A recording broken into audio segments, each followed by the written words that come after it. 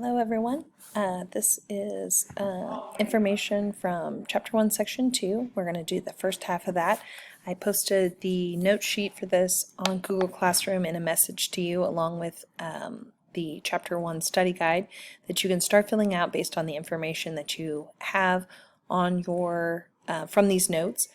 You won't have all of it, but a majority of it will be able to be completed. So both of those are in the stream on Google Classroom, and I'll also post that link, the link there for this lecture, so please check that.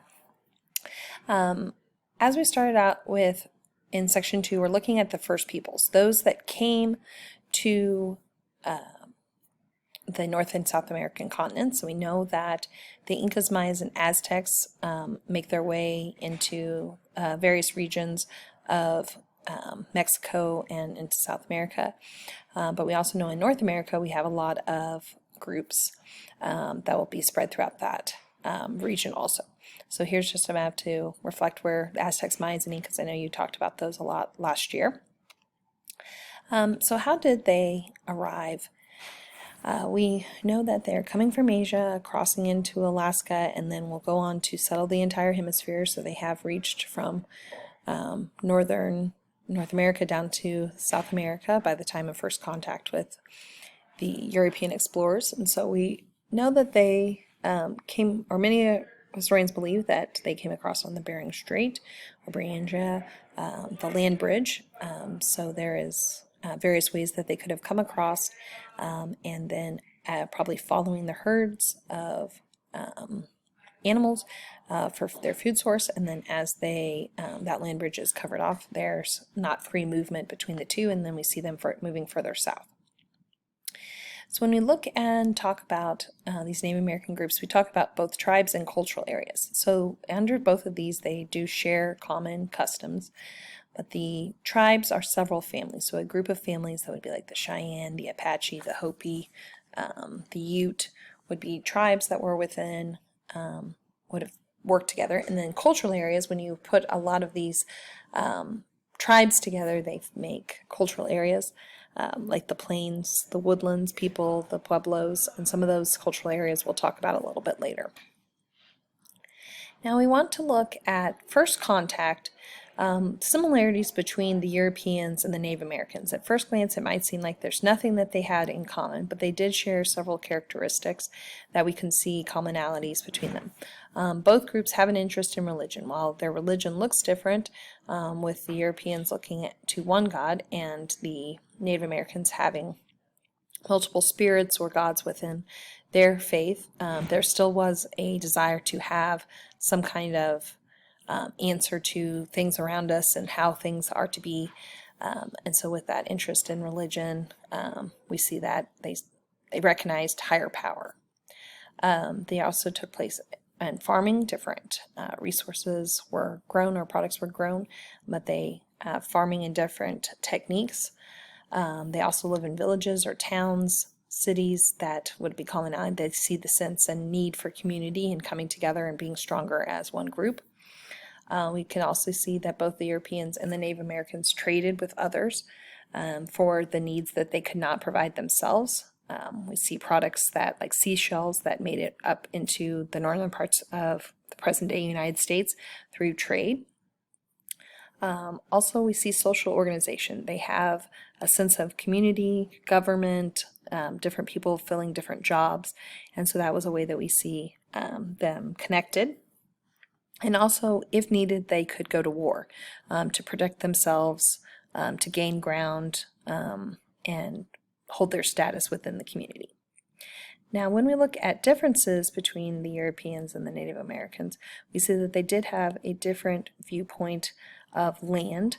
The Native Americans did not see the need to have private property. They could all share in what is present and use the land but not own it, where the Europeans would have said, this is my piece of land, I paid for it, I'm putting a fence on it, don't touch it.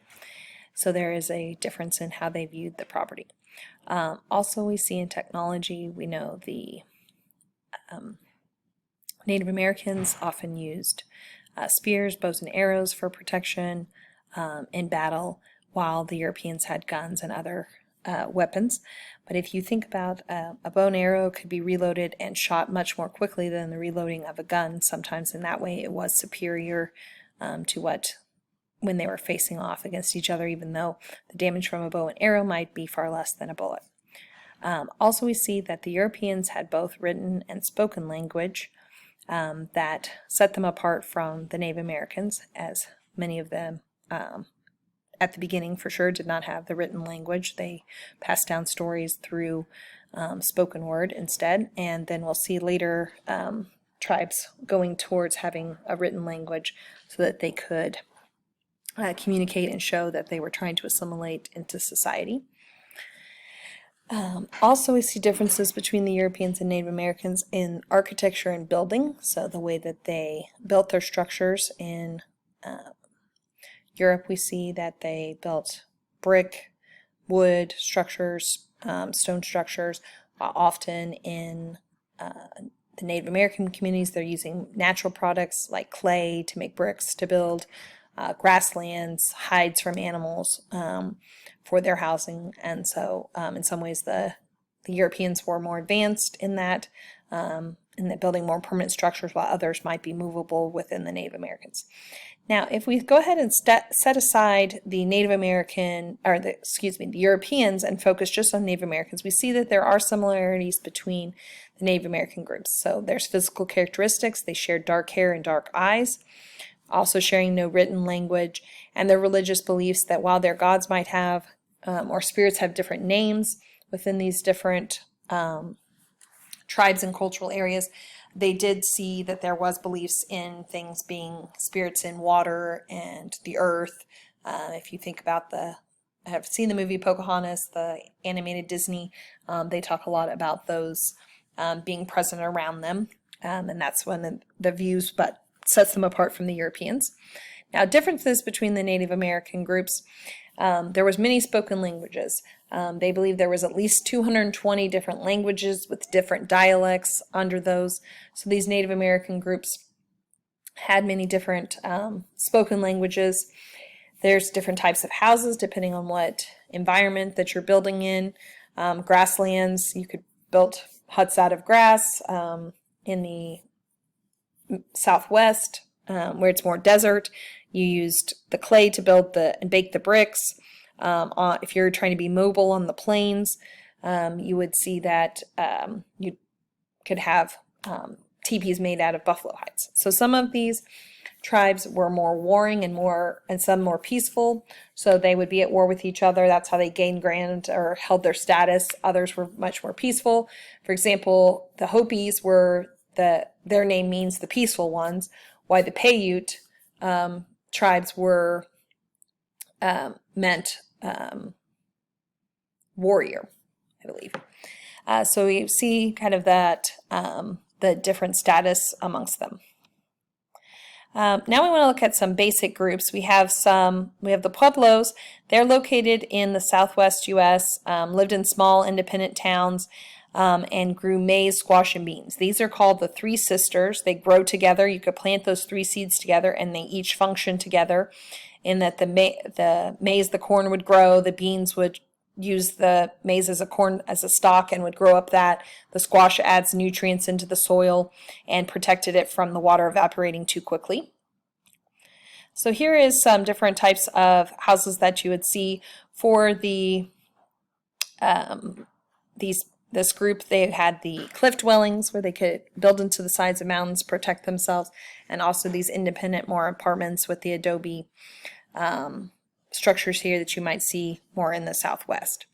So these are some pictures of the cliff dwellings that are outside Manitou Springs, Colorado. You can see them built here into the red rocks. They've preserved them in a beautiful way that still allow people to kind of see how they lived. So you're seeing the windows and different structures, kind of rooms within them that they have set aside as building here. Another group was the Mound Builders. They're located in the Midwestern U.S., and they had fixed agricultural settlements, so they did not have to move a lot for food. They could send out hunting parties to bring back resources, but were able to be more established. They built large burial mounds or ceremonial mounds in this region.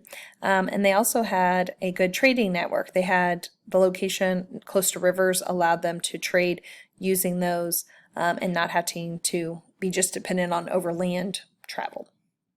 Here is an example of one of the ceremonial or burial mounds that is available for people to climb up. And this is a serpent mound. You can see the highlighting of that throughout the soil as they use that as a burial mound. There is one outside of St. Louis, Missouri at Cahokia that you can go and see some of the mounds there and tour those. They've been able to preserve several of those in that area. We also have the Eastern Woodland people. These tribes are in the southeast U.S. They have more of a matriarchal society, so women had a higher status within this community, and included the 5 civilized tribes. So the 5 civilized tribes, the Cherokees, Chickasaws, Choctaws, Creeks, and Seminoles, made up this group. There, you can see them located here in primarily Georgia, Tennessee, Mississippi, Alabama, Florida, and these are the tribes that were gathered up and forced on the Trail of Tears west to Oklahoma, and would be, as we'll talk about with President Andrew Jackson. And so that's one region within this woodland, within this region that we did see contacts with early settlers. Others were, I went the wrong direction. The others were in the Northeast. This is the League of Six Nations. These are some that some of these tribes were helpful to some of the early colonists as they were getting themselves established here. But sometimes there was conflict that rose between these groups because they were invading, the settlers were invading in on their land and were going into the wilderness away from the cities that had been established and encroaching in on their territory. So that did cause conflicts between these two groups throughout their history. All right, so next time we will be talking about the Spanish century. We'll be finishing that up on Monday. So I will encourage you to complete these notes and continue working on your study guide so that we can go through and discuss that. I'll be giving you a lot more details about the test, what that will look like, and the map quiz that will be on Friday. So expect on Thursday the Chapter 1 test would be available, and then the map test on Friday. So I'll give you more information that communicate with you about those things. Please let me know if you have any questions. Thank you.